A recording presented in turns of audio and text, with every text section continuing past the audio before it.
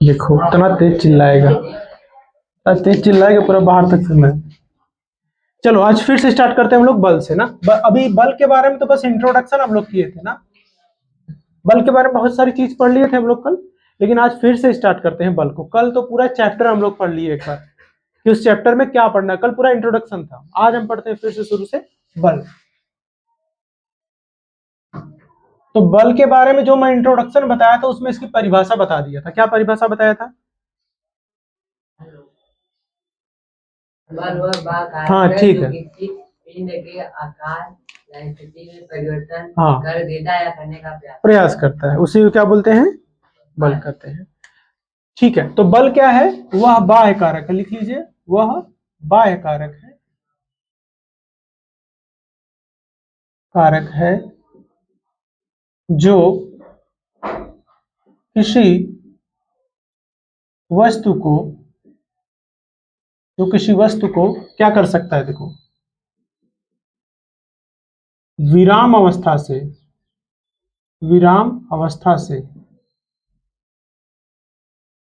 क्या कर सकता है? गति अवस्था में ला सकता है ना। गति अवस्था में कोई वस्तु अगर विराम में है तो उसको गति अवस्था में ला सकता है ना। और अगर कोई वस्तु गति में है, गति अवस्था में है, गति अवस्था से उसको क्या ला सकता है? विराम अवस्था।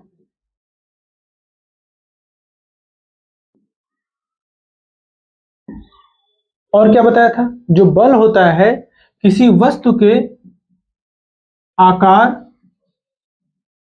आकृति में बदलाव या बदलाव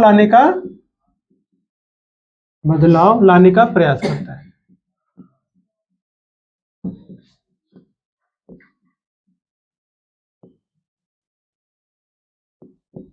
ये तो हो गया बल आपका। बल का मैं सूत्र बताया था। क्या बताया था सूत्र बल का? F बराबर, हाँ, तो सबसे पहले कि मैं बताया था कि बल के लिए दिशा जरूरी होती है।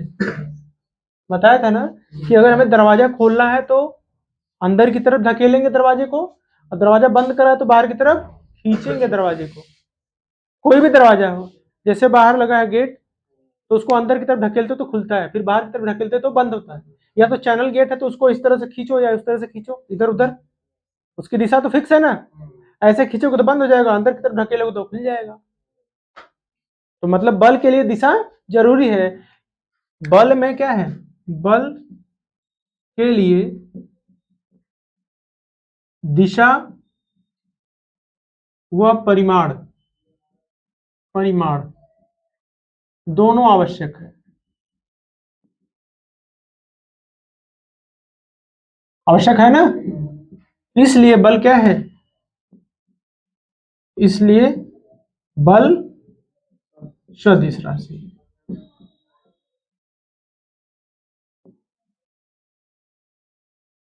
बल को इंग्लिश में क्या बोलते हैं बेटा? फोर्स। तो फोर्स को रिप्रेजेंट करते हैं हम लोग एफ से।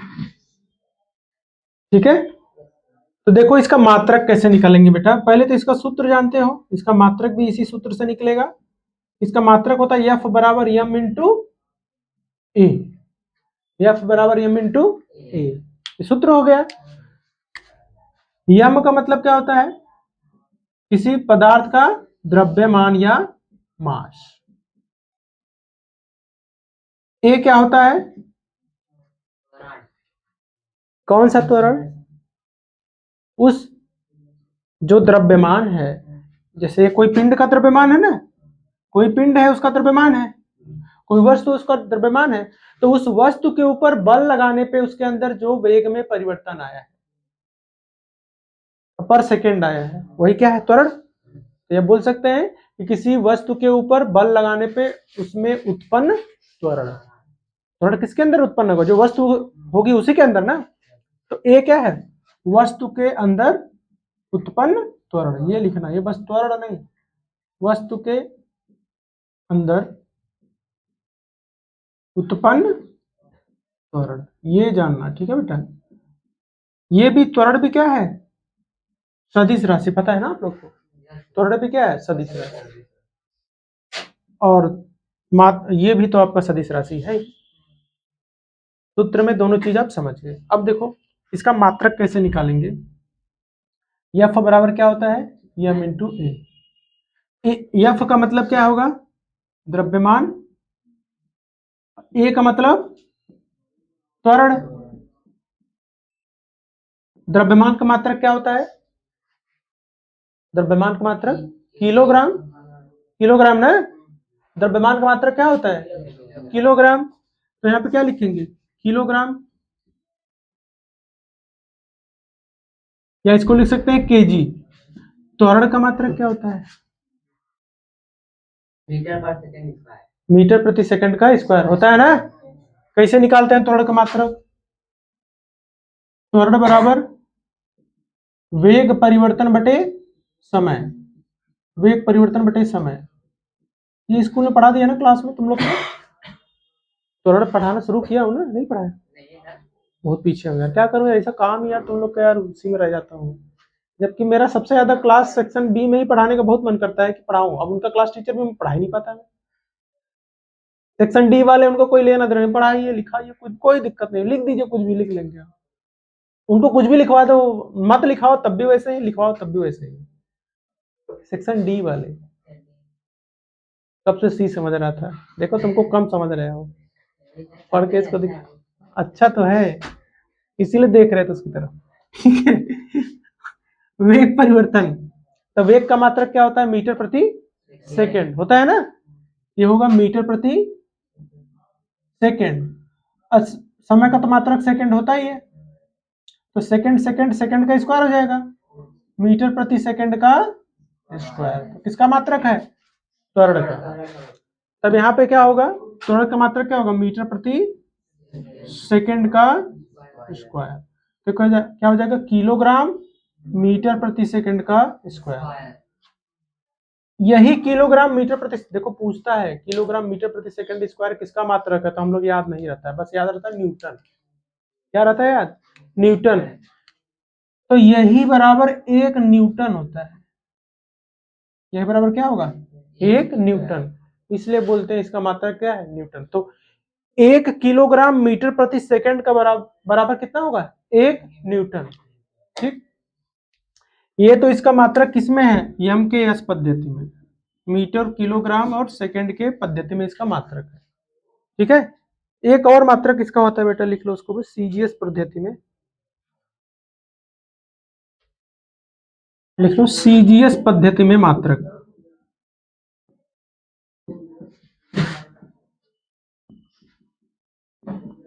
इसका मात्रक लिख लो डाइन, डाइनिया है जो मात्रक है सीजीएस में। ठीक है, बल का मात्रक क्या है, डाइन, वो सीजीएस में। बल लगभग समझ गए ना।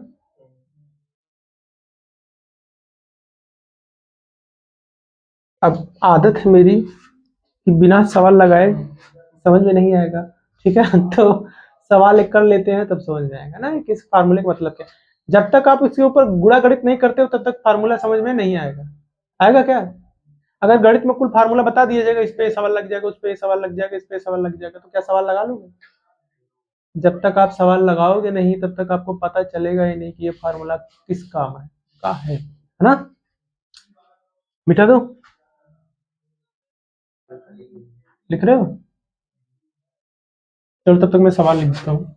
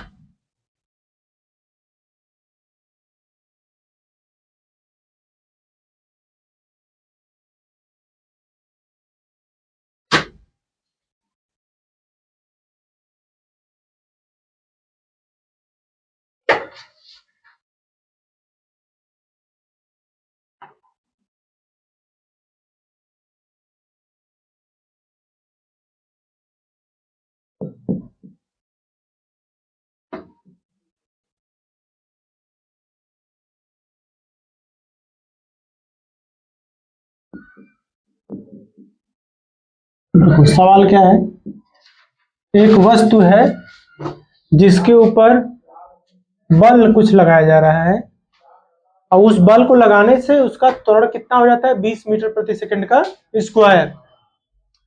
यदि उस वस्तु का द्रव्यमान 100 किलोग्राम है तो बताइए उस वस्तु पर कितना बल लगाया गया है। एकदम सीधा सवाल है, एकदम सीधे सीधे लग जाएगा, कोई इसमें महाभारत नहीं है।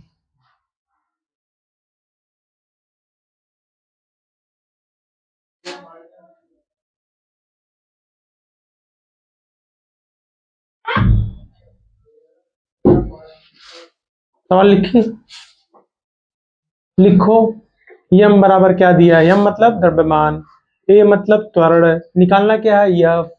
लिखो पहले, ये सूत्र है ना, इसी सूत्र पे लगेगा। बता दो एक बार, देखो एक वस्तु पर कुछ बल लगाया गया, मान लो कि यफ लगाया गया बल, बल लगाने पर उसका उसके अंदर त्वरण कितना आ रहा है, ए। त्वरण मतलब ए ना, इधर ध्यान दो उदित नारायण। ए बराबर क्या है, 20 मीटर प्रति सेकंड का स्क्वायर, और इसका द्रव्यमान कितना है, 100 किलोग्राम। बस सिंपल निकालना है, क्या यफ निकालना है। तो यफ बराबर क्या होगा, m इंटू ए, एम का वैल्यू क्या है 100, ए का वैल्यू क्या है 200, कितना हो गया 20,000 न्यूटन, 2000 न्यूटन। ये निकालना था, गुणा करना था, बस कर लिए थे शिवम, उतार ही रहे थे, उतारो मत, सवाल लगाओ। चलो पहला हो गया, अब देखो सवाल करेंगे दूसरा, लिखो।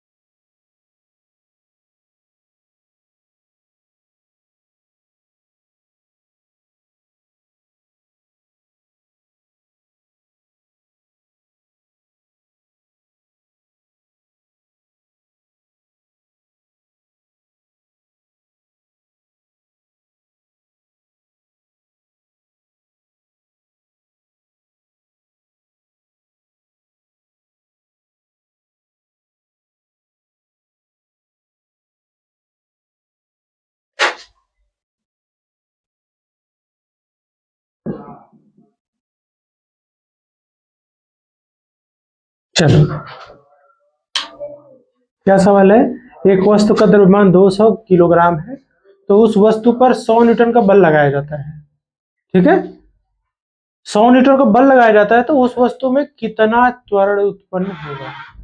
समझ गए, मतलब क्या है कि मान लो कि ये कोनो 100 किलोग्राम का ढेला है, ढेला नहीं है, पत्थर है, ढेला 200 किलोग्राम का नहीं रहेगा, ठीक है 200 किलोग्राम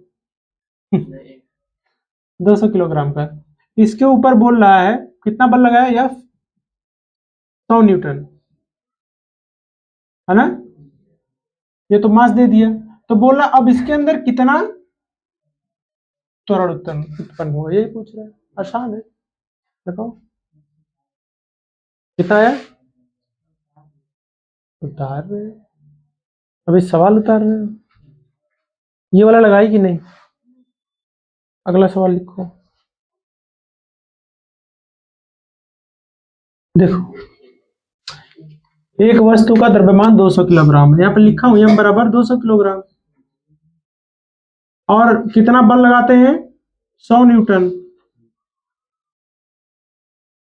तो पूछ रहा है त्वरण कितना होगा इसके अंदर, ये पूछ रहा है ए बराबर क्या होगा, तो एफ बराबर क्या होता है m इंटू ए, तो क्या निकालना है, ए ना, तो ए बराबर क्या हो जाएगा, एफ बटे एम। तो एफ की वैल्यू क्या है 100, एम की वैल्यू 200, तो क्या हो गया 1/2, 0.5 मीटर प्रति सेकंड का स्क्वायर। बस ये तो करना था। एक सवाल और लिखो, एक सवाल और लिखो। अच्छा पहले लगा लो, लगा लो।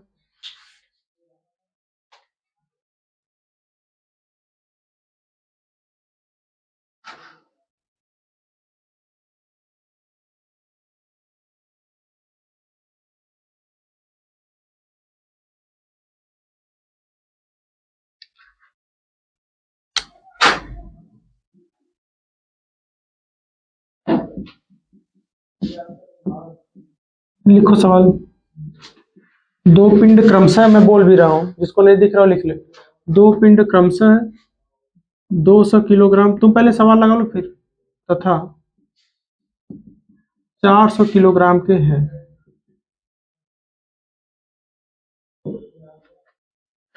यदि दोनों पर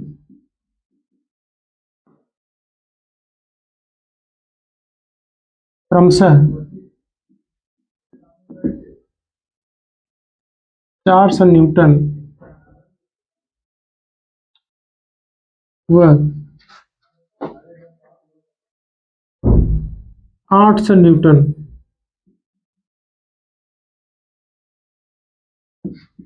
का बल लगाया जाता है तो इस पिंड में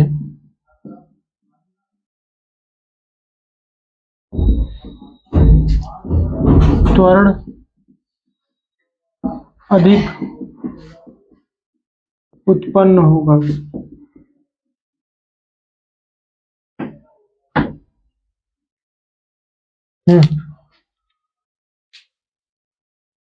ये थोड़ा सा नई टेक्नोलॉजी का आ गया।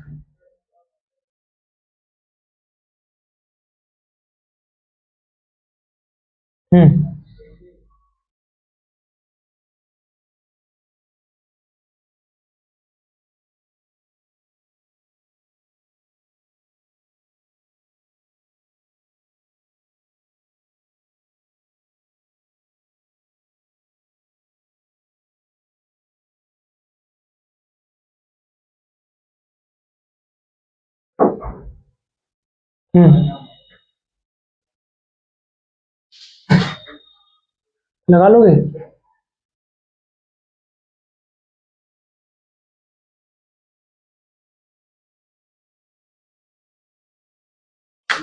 देखो दो पिंड है ना, मान लो कि ए और बी, एक ए है और एक बी है। ध्यान रखो, ए कितना किलोग्राम का है, 200 किलोग्राम का, बी 400 किलोग्राम का। ए पे कितना बल लगा रहे हैं, 400 न्यूटन। ए पर बल लगा रहे हैं 400 न्यूटन, एफ बराबर। अब बी पे बल कितना लगा रहे हैं, 800 न्यूटन। तो पूछ रहा है कि किसके अंदर ज्यादा त्वरण उत्पन्न होगा। मान लो कि A1 है ये और ये A2 है, तो मैं त्वरण का फार्मूला क्या होता है, ए बराबर क्या होता है, अभी निकाला हूं, एफ बाई एम। ये फार्मूला याद रखो, त्वरण बराबर बल बटे द्रव्यमान, त्वरण बराबर बल बटे द्रव्यमान होगा ना। तो यहाँ पे लिख लो A1 बराबर क्या होगा, एफ बटे एम। A2 बराबर यहाँ पे क्या होगा, एफ बटे एम। तो यहाँ एफ का मान क्या है 400, एम का मान 200, कितना आ जाएगा 0.5। अरे कट जाएगा, अरे 0.5 कहाँ आएगा जी, 2 आएगा ना। तो 4/2, तो इसका मान क्या आ गया 2 मीटर प्रति सेकंड का स्क्वायर। तो यहाँ पे A1 कितना आया, 2 मीटर प्रति सेकंड का स्क्वायर, A1 आया।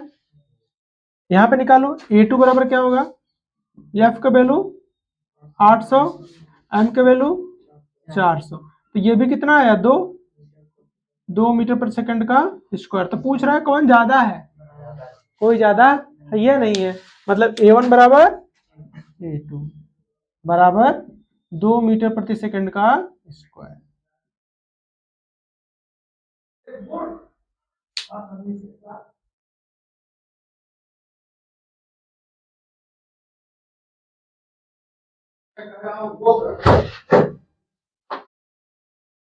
चलो हम लोग पढ़ते हैं जड़त्व के बारे में। फोर्स का लगभग चीज अभी इतना नहीं और आगे है तो पढ़ेंगे इसको। अब पढ़ते हैं जड़त्व। जड़त्व को बोलते हैं इनर्शिया।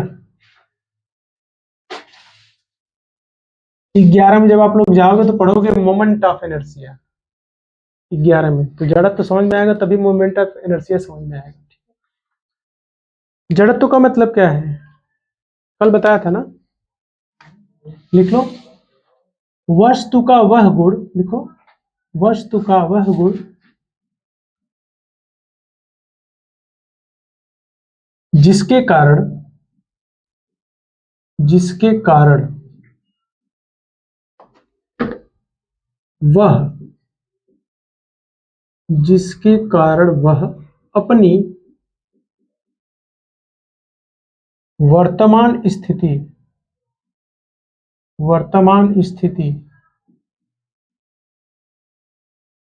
का विरोध करती है।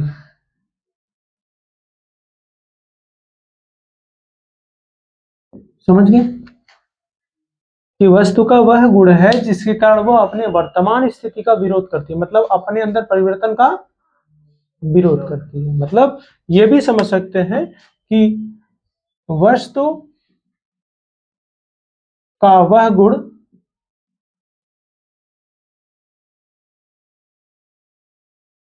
वर्तमान स्थिति में, यार ये गलत लिख दिया ना, में परिवर्तन का विरोध ना, में परिवर्तन का विरोध करती है। वस्तु का वह गुण जो मतलब अपने वर्तमान स्थिति में परिवर्तन का विरोध करती है। तो वस्तु का वह गुण हो सकता है जैसे कि वस्तु अगर गति में है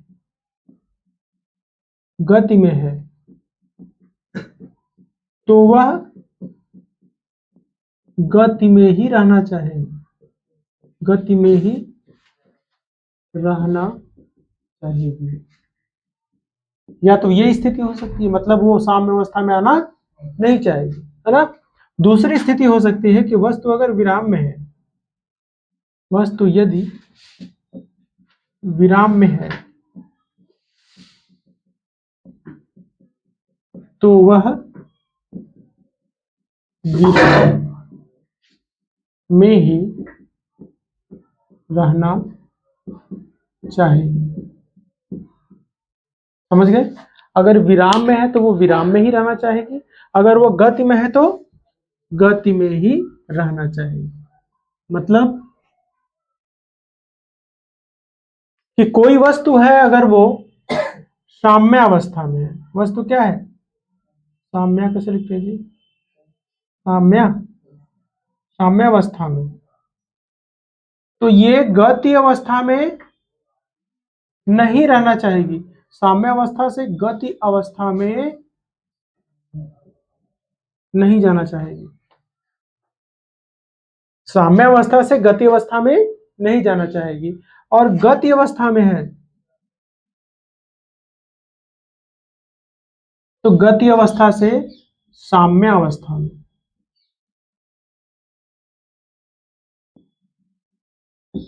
नहीं जाना चाहेगी। अर्थात गति में है तो हमेशा गति में ही रहना चाहेगी, और अगर साम्य अवस्था में है तो हमेशा साम्य अवस्था में ही रहना चाहेगी। जैसे एग्जाम्पल बताएं। जैसे आप बस में बैठे हो, बस ने ब्रेक मारा, बस तो रुक गई, कुछ टाइम तक आप रुकते हो, गया धक्का लगता है, ना। आप आगे की तरफ जाते हो कि पीछे की तरफ, क्यों आगे की तरफ जाते हो बताओ, पीछे की तरफ क्यों नहीं जाते हो,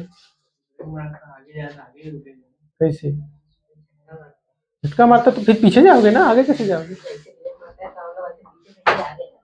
पीछे कहाँ जाते हो, आगे ही जाते हो। आपको लगता है कि पीछे से आगे जा रहे हो, अब पहले पीछे पूरा सूझ जाते हो फिर आगे जाते हो, ऐसा थोड़ी ना होता है, आगे ही जाते हो ना, क्यों होता है ऐसा? हाँ, कि बस तो रुक गई ब्रेक मार के, लेकिन आपके शरीर पे अभी किसी का ब्रेक, आपके पैरों में थोड़ी ब्रेक मार दिया कि कोई आके गोद चिपक गया, आपकी शरीर अभी गति में है और बस ने ब्रेक मार दिया, तो आपके शरीर को थोड़ी ना पता है कि वो रुक गई बस, या दिमाग को कोई बोल दिया कि हे ब्रेक मार तो ब्रेक मार, ऐसा तो होता नहीं है। तो अचानक से क्या होता है, अगर अचानक से ब्रेक मारते हैं, अचानक से ब्रेक मारेगा तो आप झुक जाते हो, आराम से ब्रेक मारेगा तो थोड़ी ना फेंका जाएगा कि पता मुंह में आ गया हैंडल उसका, ऐसा नहीं होता है।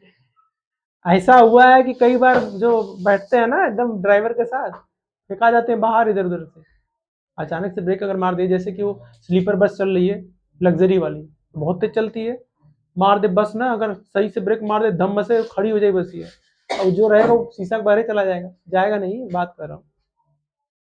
तो आगे की तरफ हम क्यों झुकते हैं, देखो एक बात है, इसे समझा देता हूँ, थोड़ा सा चंगू मंगू बनाना पड़ेगा।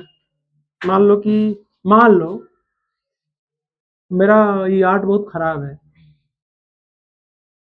मान लो बुलेट ट्रेन है, दोपहिया वाली, कई पहिया है, अब यहाँ पे ऐसे ऐसे सीट है, मान लो कि सीट है बहुत खराब बना है, यहाँ पे कोई मान लो कि यहाँ पे बैठा है,